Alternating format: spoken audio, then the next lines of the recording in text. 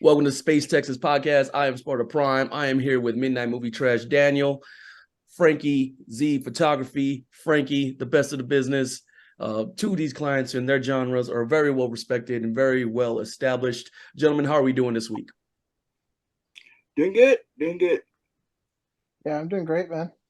Great, man. It's been last week I wasn't doing too good. I got sick last week and somehow I pinched a sciatic nerve after healing up, man. I just got off the antibiotics. I was ready to go back to the gym, got hurt again, and now I'm here. So, one step at a time. I can't wait to get back on the grind. So, ladies and gentlemen, let's open up our podcast. Recently, you guys both, I believe, attended Big Texas Comicon. Is that how to say that right? Big Texas Comicon, or is it Big Tex? Big Texas Comicon, but everybody calls it Big Tex. So in the past, I'm familiar with Alamo City Comic-Con kind of being the go-to con in San Antonio. It appears that Big Texas Comic-Con is kind of like the new thing, or the con that's replaced that. I don't know if I'm right or I'm wrong on this. I'm kind of in the dark on the knowledge on this. Where are we with that right now?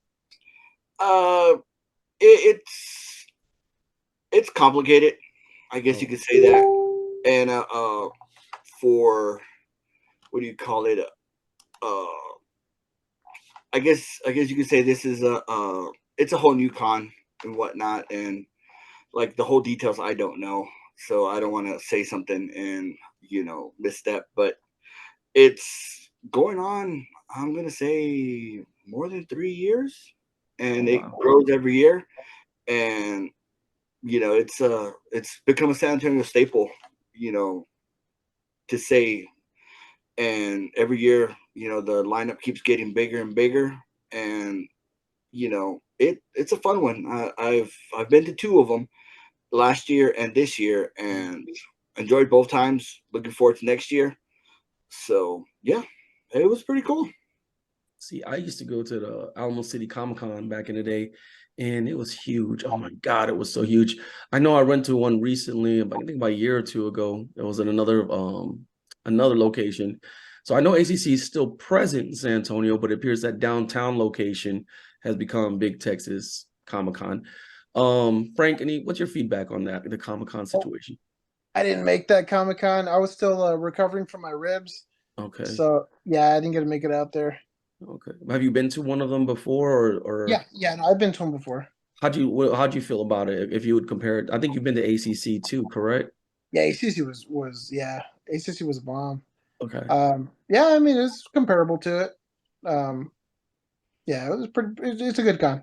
Yeah. Well, it's funny, man. Like I'm a WWE fan and I'm a wrestling fan. I also actually like AEW.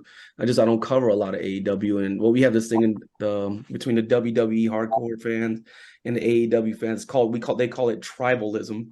Where you have to like AEW and you hate WWE, or you like the WWE and hate AEW. I really hope it doesn't go that route, because as a person who enjoys going to cons, Big Tex Comic-Con, ACC, hey man, the more cons the better. And if they're both putting on great Comic Cons for the fans, that's why do we have to pick one? Why can't we just enjoy both of them?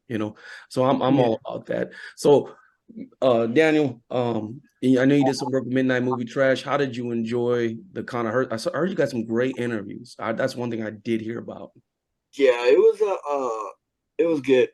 I got to talk to Damian Leone, who is the director of Terrifier 1 and 2. Mm-hmm. So yeah, as a big horror fan, it was cool talking to him, hearing how he, you know, came up with the idea of art in a short film, and it grew with people loving art and asking for more. And and here we are going to the next Terrifier pretty soon. Actually, next month, Terrifier 2 goes back into Regal Cinemas for a limited run, and it's going to have the trailer for Terrifier 3. Oh. That's So cool. how would you describe Terrifier to the people who aren't hardcore wrestling fans, or the casuals? How would you describe why Terrifier is a really big horror movie, why it's important, and what do you think? Because I know you've seen them all. The Terrifier is going to hit you in the fear of clowns. Oh, Yeah, and Art the Clown is no Pennywise, and that was one thing that Damien said, that he needed to make something the opposite of Pennywise, and because in his book, Pennywise is the supreme killer clown, but Art's more evil, more demented. He does not speak, so everything he does, and he's very comical, like like a Freddy Krueger in a way. I like that about Freddy. Silent, he'll make little jokes, he'll use little gags, and he's just brutal. This part two has one of the most brutal kill scenes I've seen in a very long time. And it's not a short kill scene, it's a long kill scene. And for those who have seen it, when you say go get the salt and bleach, will know exactly what I'm talking about. Mm. It So is. go ahead. No, you're cooking. Go ahead. No. It's a this last. Well, the first one wasn't for the faint of heart, and this one too was a like I mentioned to Damien. I've seen a photo on Instagram of a couple that went to see it. The girlfriend is standing over her boyfriend, who is literally crouched down, sitting almost in a fetal position against the wall, like a total soy boy. Oh man, soy boys. The pandemic continues. The pandemic continues. I mean, like totally traumatized by this film, and like he said, he goes when he was filming it, he would tell the cast, he goes, "Man, people are gonna walk out of the theater or stop the Blu-ray or whatever right at this moment. I know it."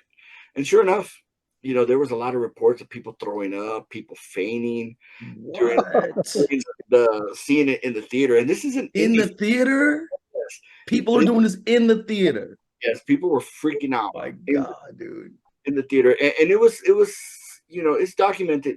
All the major horror publications and everything were talking about people walking out, people getting sick, people losing it I've over never this. seen that in my life, dude. The last time I heard that, and this was even before me. Just remember hearing people talk about it, was The Exorcist. Really? Had that effect on a lot of people. A lot of people, lost their shit during that film, and this one did it to this generation. And like he said, you can't pay for that kind of publicity. That is just money in the bank. But being a total independent film, this is not a mainstream big budget, like New Line Cinema, all these, major companies. This is an indie film, and for it to get a theatrical release is almost unheard of in horror like that. And horror fans supported it. It topped box office on a weekend, and it opened the door for a lot of horror, indie horror and stuff to be showcased. And as a somebody who's working on his first project, that's money, that's golden. That's awesome. But yeah, have any of y'all seen any of the Terrifiers 1 or 2? I started watching it with you at your house that one time, but we never got to finish it. Oh, that's right. Yeah, Yeah. it was good though. What Yeah. I did watch was good. Yeah, so I know your experience with horror. Have you seen anything that was pretty intense, Frankie? Dude, Exorcist is still my. Oh, you mean in the movie? No. Yeah. I only got. I think maybe we got 20 minutes into it, maybe 30 minutes. Oh, so you were just starting. But it was part one. It wasn't part two. Yeah. What were you saying about The Exorcist, though? I was curious what you were going to say. Oh, I thought you meant like if I've seen any other movies that were like ever got me like that. Mhm. The only thing that ever got me close to, I mean, I never threw up or freaked out too much, but Exorcist is the only one that's ever really gotten me like, oh shit, the whole demon vibe, church vibe that always freaks me Yeah, the fuck I'll out. get you. Yeah. Yeah. I'm The with one, you on the one, the one that got me when I was a kid was Freddy, but I was a kid, man. Like, think about it. I think what makes one of the things about Freddy is that Freddy can attack you in your dreams where nobody can help you. And Yeah. like I remember having like putting weapons around the house. I had rocks, I had sticks and bats everywhere. My parents like, why is everything around the house? But man, Freddy, the very first one, if you've never like experienced horror, that was kind of like my very first horror film. That when I was little, like I used to see the Killer Clowns, Critters, all that stuff. It never scared me. I just saw it was like entertainment. But Freddy had me shook. So that's nothing as but back. Hey, you said something earlier, D Block. I want to talk about Daniel. You said something about like when he put this film together, he was kind of like, man, I don't know if it's gonna make it because it's so like scary or terror graphic. Has there what's the line on that? when you're making a film, a horror film, like what is the line where it's like it was too much and the fans push back, or is it one of those things like as long as it's done and it does it like is it how I say is it about the story that goes with the gore, or if it's just raw gore and the story's lame, or is it like a balancing thing? How's that work? It's each director's different. You know, Mhm. there I've I've been a avid horror fan, and my horror collection spans from the tame to the extreme, Yeah. and it's all in what the director wants to do. I mean, there's like he said he wanted to make the most gory, bloody, vile film that he could make. And he succeeded with part two. And Mhm. then you get directors who want to go more. I call it like the A24 style, more of a psychological story, and it's more of a mind game horror. And then you got those guys that just want blood, sex, boobs, and gore. So Mhm. it's Sounds all in your 80s to me. it's all in your preference. There's something for everybody. There's the extreme side where you have what's a lot of it's considered underground, low budget, independent stuff that is not for the tame of heart, you know, to say the least. There's some really vile, messed up films out there, and then you have your mainstream, then you have your I call it like kiddie horror, that you would show kids on Halloween, like Monster Squad, Yeah. stuff like that, real tame stuff. Mhm. And it's a good stepping stone, but there's I use Monster Squad, and what's another good one that you can even go cartoon stuff like your Charlie Brown horror, The Halloween, Tremor. yeah, stuff like that. Like you brought up what do you call it, critters and stuff like Yeah, that. critters and killer you know critters. More, I call that like more of the PG Yeah. side. But yeah, it goes the full spectrum. You can get anything from your shockumentaries. We've all heard of like Faces of Death. Yeah, that was a big thing back in the Yeah, day. we've all seen that crazy shit. Yeah. Staying Yeah, at your friend's house, the cool parent that lets them get it, you know? that, Yeah. that literally was my 16th birthday. Uh, They're like, what do you want to do? I was like, I had seen the first three Faces of Death when I was 7 years old. oh, My brother rented them. And he was like, hey man, you want to watch a movie? And I was like, sure. Big So brother. I'm sitting there like, what the fuck? Like literally like not knowing what the hell I'm watching, but Mhm. knowing that I'm watching something I should not be watching. So I had already seen them, but there was a few other ones that a local mom and pop rental place had. Traces of Death, Shocking Asia, all these shockumentaries, dying the last seconds of life. Films I never heard of, Yeah. and like my mom's a big horror fan also, so I was like, I want to rent these films. I want my buddies to come over, and sure enough, they went, and the lady at the counter was like, "Son, you can't rent that." I'm like, "Yes, I can." "No, you can't." I was like, "I can't, but they can." And then my mom in, and we got a big stack of them, and ordered a bunch of Yeah. pizza, junk food, and halfway through one of them, one of my buddies at the time was like, "I think I'm gonna throw up." I'm Yeah. like, Yeah. Yeah. That'll do it. "Yo, if you That'll throw up, do we'll it. kick your ass here," type deal.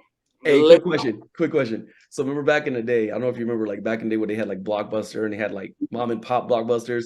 Do you remember that? I remember as a kid, they would have like all the new one releases in the back wall, right? And you walk around the back wall, but there was that one middle section that had like either beads or like a door. Was that where Faces of Death was at? No, that was the porn section, man.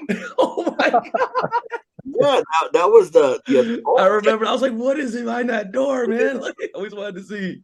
Yeah, it was no, this one was literally down the street from where I still live. It was right there in the horror section. All these films were out there with your Friday the 13th and all this stuff, and Little you Giants. if you didn't know what you're looking for, be like, oh man, this looks interesting. You come home, pop it in, and you're watching some guy getting cut in half. And like, wait a minute, what did I just get? Yeah. So yeah, it's the spectrum is wide. Yeah, that was the beauty about movies back in the day. I mean, you would find some B-rated movie and you're like, this movie's amazing. You know, you just find that low key hit. But back to Big Texas Comicon, your interview with Damon. What was a highlight of that interview? And also, that interview is posted on Midnight Movie Trash, I believe. Yeah, that one's up as we speak. The highlight of it was after the interview. Mhm. I talked to him a little bit afterwards. Talked to him about my project and what I got going on and whatnot. And he's like, "Dude, do it. Just do it." He was like, you know, he basically said, "Just do it, man. Start learning, knock it out, have fun with it." He's like, "Make it as gory as you can, and you know, just go from there. Just build from there." There you You go. know, it was cool that he took a little bit of time afterwards to talk to me about filmmaking and stuff like that, which he didn't have to do that. He could have been like, "All right, thanks, get out of here." But it is super cool dude, man. It was he was right next to Art the Clown. It was just his line just was constantly filled. So I didn't get a chance to talk with Art, but I'll cross paths with them at another event for sure. And I wanted to follow up between Art the Clown and Pennywise. So you said he went to make his character different. How would you compare and contrast the two? Like, how did he pull that off by making, and how Yeah, did he pull that off? well, he pulled it off. I'll give you the simple version. He You can compare Pennywise to Freddy Krueger Mhm.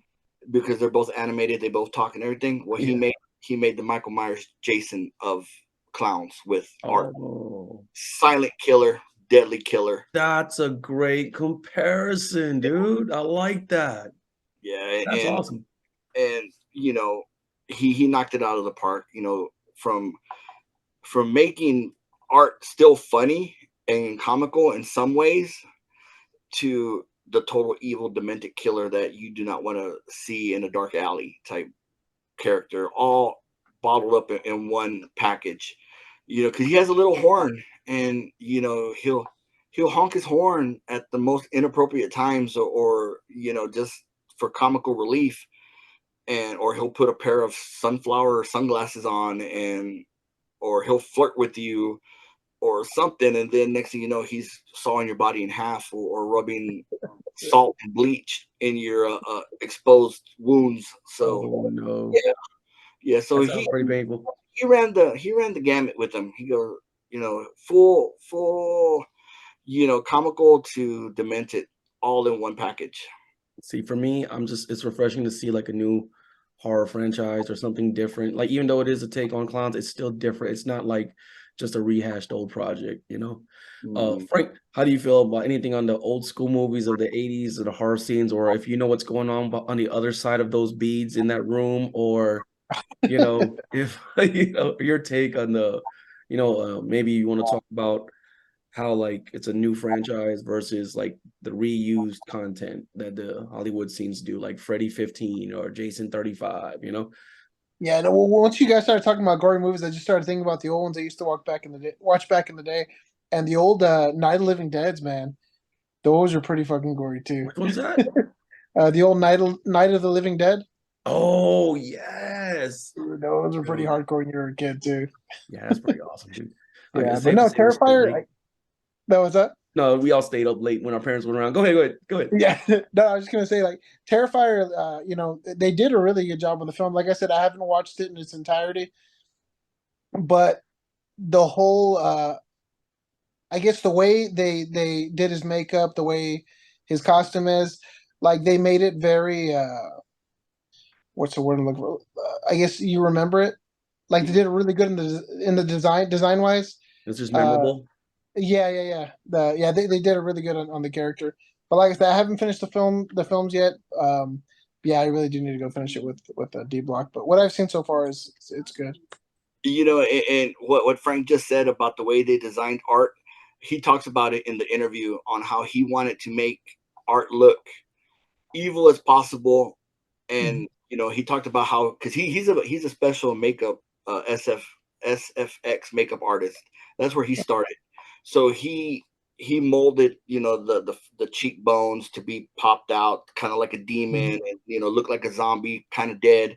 So he broke it down on how he made Art look the way he is now, and he killed it on it. because like, it's a face that you remember. Yeah, iconic look. That's what I was trying to say. Iconic. That's even better. That is even better. Iconic's the word. Yeah. So that will be on Midnight Movie Trash. What is the title of that video? I believe it's a Damian Leone interview at Big Texas Comicon. On Midnight Movie Trash on YouTube. Go check out the interview. I know I'm gonna definitely check out that interview this weekend. Anything you'd like to close out with, Frank? No, I don't have anything else. Okay. So on anything on Big Texas Comicon? I know we dove deep on that interview. Any other things you would like to talk about? I just gotta say, it was an absolute honor as a fan of Blood In Blood Out to have a interview with Miklo, the man himself, Damien Chapa. Loco. Chapo Locos forever.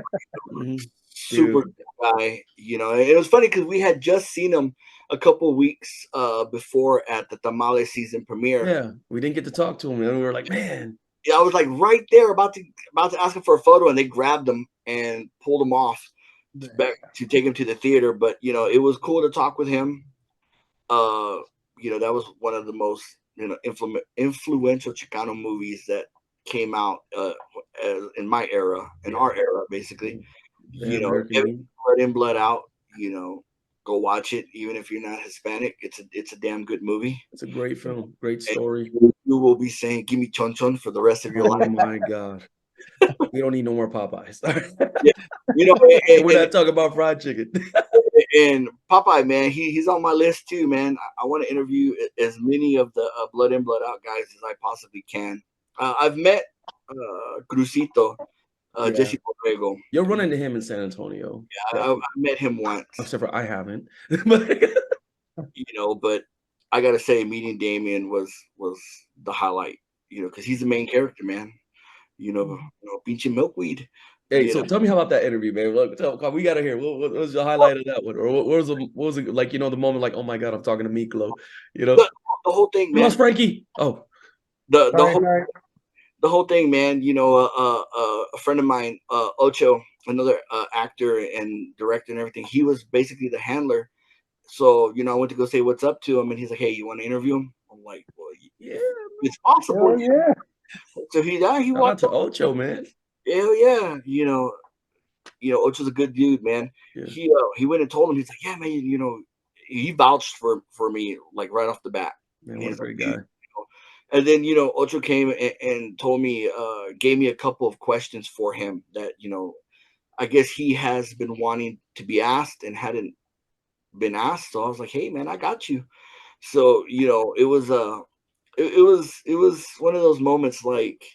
At first, he was a little standoffish, but then once we started talking a little bit, he let his guard down, and he was because he wanted it real quick, and which I understand. I got to make money. That's one priority. And I told him, man, 2-3 questions, and I'm out of here. And can I make a public announcement real quick?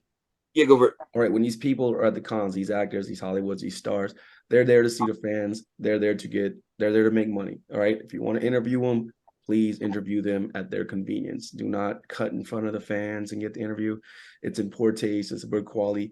And also you could rub the person wrong way. And I've learned this from you guys, working with you guys in the field. And you guys want to piggyback on that before you go back in your story?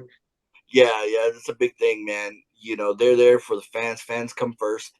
And, I'm not opposed to waiting 40 minutes, which we did wait 40 minutes for one interview with the two brothers from Breaking Bad for the other brand, and I wasn't pissed off, nothing. It was like, hey, fans kept coming up, and we just kept letting them go by because that's what they're there for. They're there for them, not for us. It's a courtesy to talk to us. So yeah, Okay, so rewind back to Miklo. Yeah, so basically, it was just a complete honor to stand there and talk with the guy on camera. He was cool as hell, and it was one of those moments, like, did that really just happen? Dude, that's awesome. There's been a lot of them in my career of doing this, of like, holy shit, did that just happen? You said there were 3 things you heard that he said or something like that too? Yeah, there was they asked me to talk to him about what does it feel like to be a Chicano icon. in the True. Chicano culture. And he was, like he said, like, he never expected it to be what it became. And it's 30 years. It's going on the 30-year anniversary of its release. Mhm. And it was like to ask him about that, and he was like the same thing. He was just shocked that 30 years later, he's done other movies. He was a Street Fighter. He's Ken. And Oh Street yeah, Mhm. yeah. he's done a bunch of stuff, but he's iconically known for Miklo. And it. Go ahead. No, let's run that by Frank. Frank, any ideas why you think he's so iconic as Miklo versus other characters in his film? Well, the thing is, back in the day, that we didn't really have that much representation in movies. And the thing is, you get these characters come along with a great movie, and it is representing us. Of course, we're going to take to it, and it's going to be memorable. So, you know, uh, yeah, it's like you said, he's been in a bunch of other films, but when it comes to Mexicanos and stuff like us, his are the films. Those type of films are the ones that we remember. Mhm. Those are the ones that we actually hold, you know, close to us. Yeah. Because Yep. it's And another Chicano icon was there too, and unfortunately we didn't get a chance to interview him, with Edward James Olmos. mhm. American Me. Man, Yeah, that American. would be great if you got that interview. Yeah, it Insane. was Having a clean sweep. not only that, Mhm. Mayans. He's just an iconic Chicano actor and whatnot. But Frank's 100% spot on with the Yeah.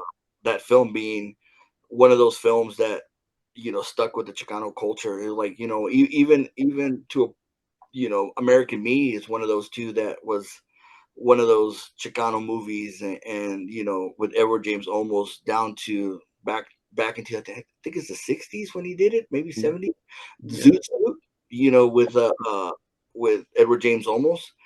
No, these are all like old school Chicano classics. But Mhm. when Blood In Blood Out came out, it came out in a time during the big gang wars were going on all across the country. And San Antonio was one of those places that, I was in 5th grade, I think, when it came out.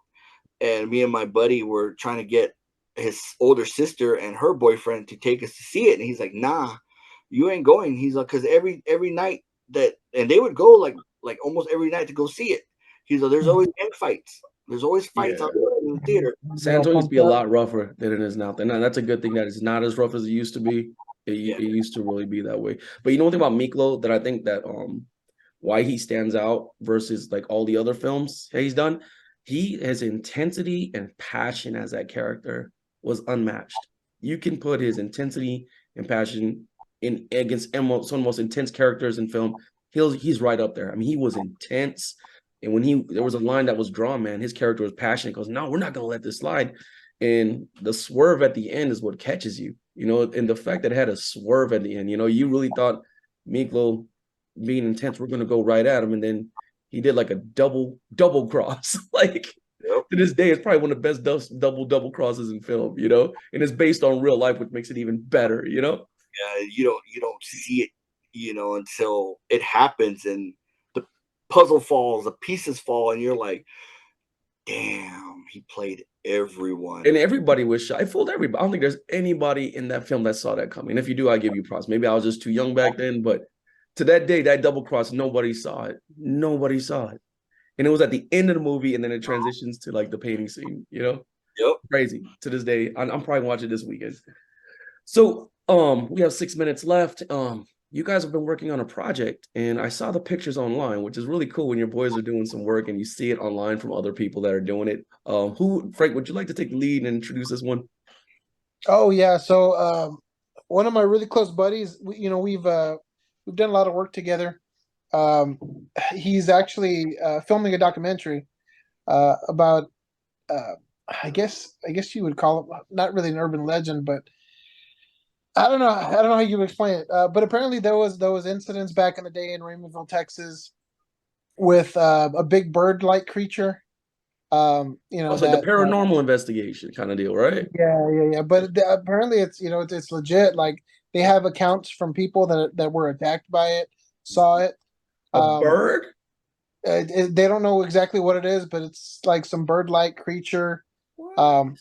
mixed with like monkey and stuff. That you have to watch the movie to to hear all the accounts from Yeah, I'm everybody. definitely gonna watch this one.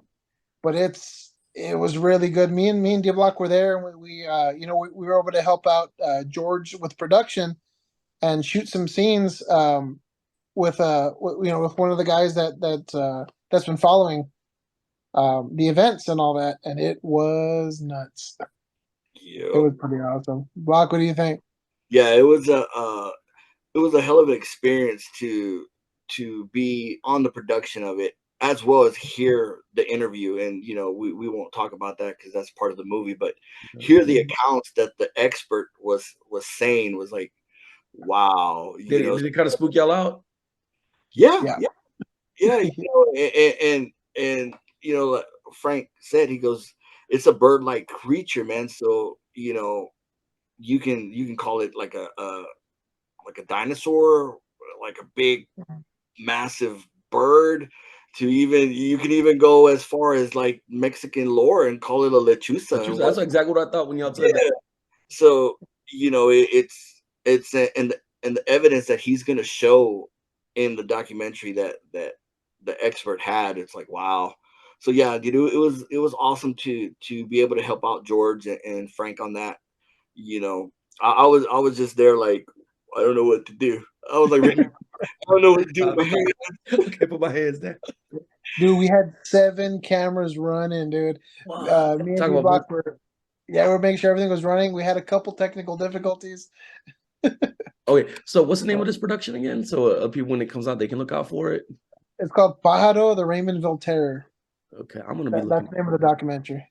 Yeah. So, from the the photographer, videographer perspective, tell me what you thought, or tell me something you learned, or like something that you took out of this opportunity. Always double check your equipment. Yeah, make sure your stuff's up and running. Make sure you do pre-tests. Make sure everything's running right. We had, like I said, we had a couple technical difficulties. A brand new, well, not a brand new, a used camera that I picked up that was supposedly working really great. Turned out to be a dud. Luckily, we had 6 backup cameras, so we were okay. We did run into some sound issues, but luckily, since we had backup cameras, we were good. So yeah, it just drives the whole make sure you check your equipment before you do anything. Yeah. You know, it's That crazy. and you Good. never have enough tripods. Yes. Tripod. That And not too. the camera ones, the video ones. I believe you told me a little something about that, right? Yeah, the video ones are hell. At that point, whatever we could use as a tripod was Frank was making a tripod out of a backpack and Yeah. it Chicano was rigged. on a rig. Yep. That's awesome, dude. I know. I was just blown away. I was like, man, that is so cool to see you boys out there working and actually being part of production. And you guys were self-taught. A lot of us are here are self-taught from like YouTube videos and Google. And I just think get out there and getting that field experience that you guys are getting is priceless, man. So I'm pretty sure you pulled out a lot more from that. And you're gonna go on with your future projects and your future film and your future endeavors. And this is just a building block towards y'all's greatness. So man, I'm really excited for y'all's future. Yeah, and George has a wealth of knowledge, man. That guy's worked, production, like for news crews, Oh for wow. he's yeah, he's not a stranger to that. He's a legit Hey professional guys, when it comes to all hey that. guys, but you know what? I had a question. Okay, so the man you worked with is very professional, right? He's worked in productions and news. Did you ever have what was that moment where you felt like, or did you have that moment of like, man, this is the big leagues, or anything like that come about of that, or anything you pulled from there that you see differently versus how you've done things in the past, or anything, or maybe even just being more organized? No, not with me, just because I've worked with him for years already. Yeah, I've been Mhm. working with him for shit, I don't know, maybe 10 years. Oh, so you got the idea, yeah. Yeah, yeah. Block. Oh, seeing 6 cameras or 7 cameras was like, damn. There were it was like capturing different angles and like a top down angle, an angle of his hands, the main shot, and then a wide angle, like for behind the scenes. It was like cameras everywhere. I was like, wow. And people were walking by because we were in this badass place that Frank found, and it's an office building with glass windows, so you could see in, and everybody was walking by looking at it like. Yeah, That's awesome. I was like, I sell autographs for $40, just like at the Comicons. That's awesome. All right, gentlemen, are we ready for EDC? Frankie, you want to take the lead? Yeah, I'll start it off. Everyday carry. Go ahead. So I'm carrying my Boker today. This is their rendition of a Swiss Army knife. Mhm. Oh, Legit, like it's extremely good quality. I actually got this for free. I'm in a group called Ozark Edgy. Mhm. Men who I think Ozark Edgy people that carry steel. Let me get the name real quick. But anyway, they do giveaways like all the time. It's Ozark Edgy, those who carry steel. So if you're on Facebook, join that group. They're always doing giveaways. I won this. I won two of those. What are they called? Yeti coolers. Oh wow. With the design of their logo. Yeah, I mean they're always doing giveaways, and it's everything EDC. So there's people selling knives, flashlights. They even sell patches, stuff like that. But yeah, this is what I'm carrying today because it's matching my Bear Grylls. Hey, I'm biased to Illuminati. orange, so I like that. Yeah. What are y'all carrying? My EDC Swiss Army knife, bringing it, y'all. Ah, nice. Mhm. That's what's up. And not only does it have a fork, it has a spoon, and Cool. believe it or not, it has a pretty good blade actually. Oh, nice. I need to cut my steak. You know what I mean? So That blade is it's cool. you're gonna need flatware somehow in your tactical kit. And shout out to Midnight Movie Trash Mom for hooking me up with this awesome, amazing gift. That sits, I have it by my bed, but I really need to put it in my kit because a fork and spoon, that's a big deal. You're out there, even if you're in the woods. This is actually underrated, undervalued, man. A lot of people don't walk around with spoons and forks. That's cool. That reminds me of the old school what were they called? Boy Scouts models that they used to make. Oh man, The wooden ones. Really? Yeah. I was never in the Boy Scouts, man. I think But my brother has his. That what's up? I think my brother has his from the Boy Scouts. It has a fork and a spoon, just like that, but it's like a army knife. What? Yeah. Yeah, it's a nice one with but his had a antler handle on it. I think he still has it. Dude, you should bring that for EDC one of these days. Bring that. I gotta see if he's. I remember seeing it years ago. Hopefully, he didn't sell it. But I'm carrying which was a gift from Frank. Oh dang! Oh hell yeah! The Microtech. Oh, that's awesome. The John Wick. Yeah, it's Ultra Tech. That's the John Wick. Dude, do it again. Do it again. Do it again. That's glorious. Oh man. All right, gentlemen, it's been a great EDC everyday carry. Before we close the show, anything that you'd like to talk about or touch that we may have skipped or glossed over? Oh, sorry. Go ahead, Frank. Go ahead, Frank. No, I was just gonna say. Give me one sec. Let me see which one it is. Here it is. All right, so I got this one for you, Mr. JP. Since I always give my friends knives. Yeah. This is yours when I see you next time. Dude, are you serious? Yeah. See, I don't have to use a knife no more, man. I got the fork and the knife now. You know what I mean? I'm ready to go. Dude. I'm honored to get that from you. Thank you so much. I'm pretty sure it's a knockoff. I'm sorry in advance, but it is sharp, dude. Hey, man, I'm one of those people, man. I'm happy to get it, man. It looks amazing. I'm gonna have fun with that thing. Probably put it on my tack belt. I'll be ready to go. Hell yeah! Thank you, dude. Man, I appreciate that. No, dude, that made my day. I'm sorry. I'm like excited over here. Block, go ahead, man, dude. Before we go, since it is Halloween season, favorite horror movie to watch during Halloween?